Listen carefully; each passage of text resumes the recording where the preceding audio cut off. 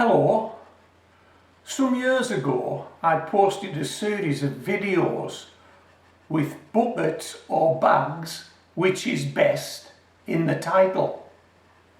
Buckets or bags, which is best.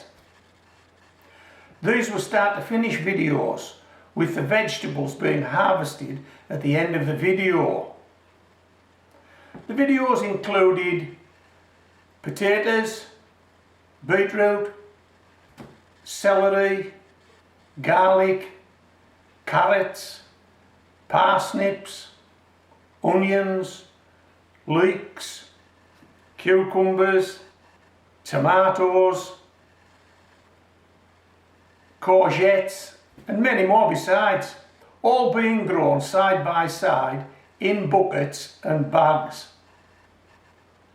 This is my video critique of those fabric bags that I've had now for a number of years. This is one of those fabric bags. As you can see, it's got a stitched seam all the way up, bottom stitched on, and it's got a couple of handles stitched on. And my worry was, when I got these, that they perhaps wouldn't last because of all this stitching and the fact that once we plant something in them and we stand them outdoors, they're going to need to take whatever the weather throws at them. Wind, rain, sunshine, leave them out over winter, maybe snow, ice, who knows. Whatever the weather throws at them, they're going to have to take. Unless you want to bring them back indoors at the end of every growing season, which was something I never intended doing. So yeah, my worry was that these perhaps wouldn't last too long before they fell to bits. Aside from whether you could actually grow anything in them. Right, let me show you a bag that I've had for a number of years.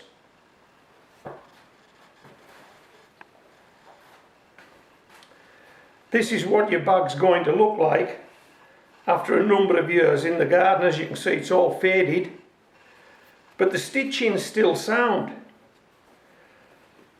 The stitching is still there, so they don't fall to bits after one growing season or two growing seasons or three. I'm guessing these are 4 or 5 growing seasons old. And the way that I use these bags is to put a couple of inches of soil in the bottom, sit a potato on it and then top the bag off.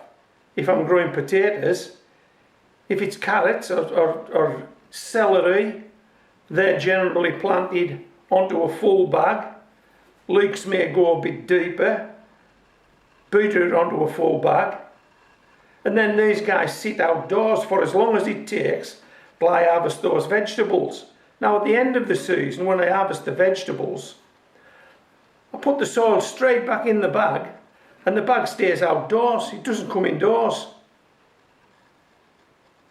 This is unusual for me to have a bag indoors now, a bag that I've used.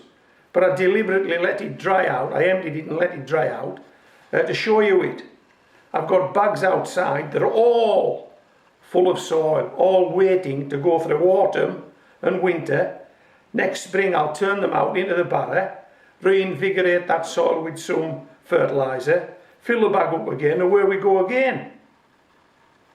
So as far as longevity goes, yeah, these things, you'll get quite a few years out of them. I have. I can't see why you wouldn't. So don't let that be a worry. Now, if growing in bags is a worry, if you're uncertain about whether you can pull that off, check out those videos of mine that I posted some years ago. Buckets or bags, which is best? Just search on that. You'll find the videos, you'll see the vegetables being harvested. Okay, so what's the upsides or downsides in these? Well, I think the upsides are they last. They don't fall to bits. A downside would be that they dry out fairly quickly. because the wind can penetrate the fabric and dry the whole of that surface, plus the whole of that surface, where with a bucket it's just the top surface that'll be dried out by the wind. So yeah, they dry out fairly quickly, but they don't waterlog. You wouldn't waterlog them. You just need to keep your eye on the watering, because they're a fabric bag and because the sides breathe.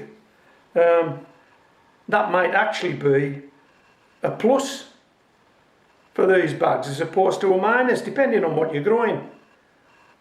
And that's about the only thing I would say about them in terms of a critique, apart from these handles, great to lift. This particular bag is ideal for me. It's a 2-gallon bag. Now they do sell them in 3 gallons, 5 gallons, 7 gallons, 10 gallons, as many gallons as you like. But remember, you need to lift these things. So depending on how many miles you've got on the clock personally, you perhaps want them this size. You don't want them much bigger. And I find that I can get a good return out of these small 2-gallon bags. And the other bags tend to be a bit too heavy for me personally. But hey, you might want to go bigger. Bigger bags, more vegetables. Smaller bags, easier to lift. Okay, so I hope you've enjoyed this video. You give these a go. Yeah, I don't think you'll be disappointed.